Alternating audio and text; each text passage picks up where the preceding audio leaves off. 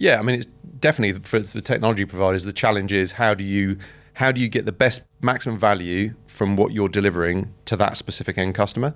And I think there's a lot more movement towards being very good at one specific thing, and keeping that simple, but then having really good capabilities around just how you kind of adapt the product for that sort of client, how you configure it for that particular customer, because really you need to understand the problem. So, but that needs to sit on the business side as well, doesn't it? Because again, I think with when you're going for a best of breed approach, I guess what you don't want probably is bringing in a huge SI for every single piece of tech that you're bringing in, because obviously from a cost point of view, it goes hugely. They probably don't have the capabilities either in the solution. Probably not needed. Probably not needed. But it's more about, but then you need the right skills. So talking about the operating model and talking about the capabilities, you need those people who can then in your own organisation think about these things, think about how it all marries together, and actually how do we join those dots together, because you're solving this problem, but it's all about the wider ecosystem and how that all fits together.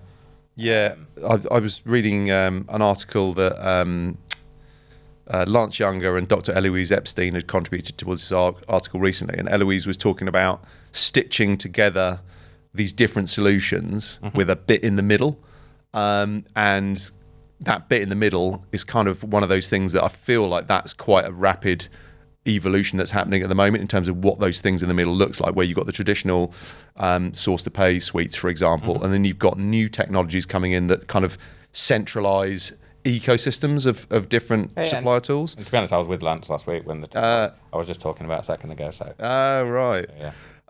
But Eloise was talking about that middle bit consisting of 4 things: user experience, an app store or access to other bits of technology, a data foundation, and a kind of intelligence layer. Yeah. And I think that sums it up quite well, particularly when you go back to what you were saying about ultimately what you need to provide to the organisation, to the buyers and to the suppliers, is a good experience. And it doesn't matter whether there are different pieces of technology that they're going through. A good experience that solves the problem you were trying to solve in the first place, because I think that's obviously the critical bit as well. Yeah, there's no point in just having a nice time. But if it solves a problem, people can live with a slightly poorer experience of that, and then it's about how do you improve that over time. But is this actually making my life easier? So a lot of users from a source to pay platform, they just want to buy something, so they just want it to get on with it. Extremely, they just want to be able to. All I want is I want to go work. I've got an outcome I'm looking for. I want to work with a provider to drive that outcome. Please make this as easy as you can possibly make it.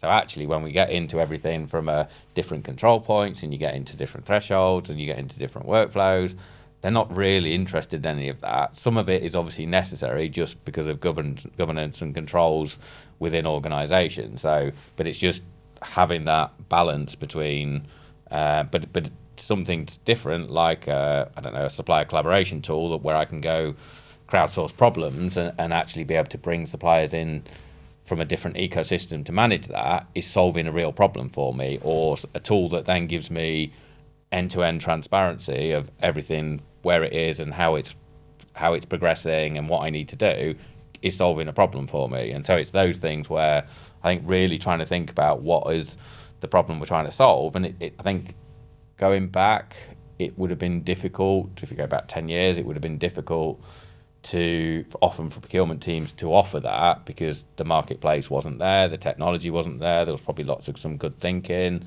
And obviously, I guess, probably going back, when Cooper first came into the market, they obviously disrupted things in the source to pay environment a lot. But in that last 10 years, we've then seen disruption after disruption after disruption. But I think that needs more intelligence, the wrong word, but it needs strategic thought, doesn't it? It is, but I did say earlier, I don't really like saying I want to be strategic, but it needs people with the breadth of thinking where you could understand the art of the possible is probably the best way to put it. It's understanding the art of the possible, understanding these are the problems we're trying to solve, understanding how that digital layer solves those problems, and this is how I'm going to then fit all this together so it actually solves the problem and it provides a great experience for people.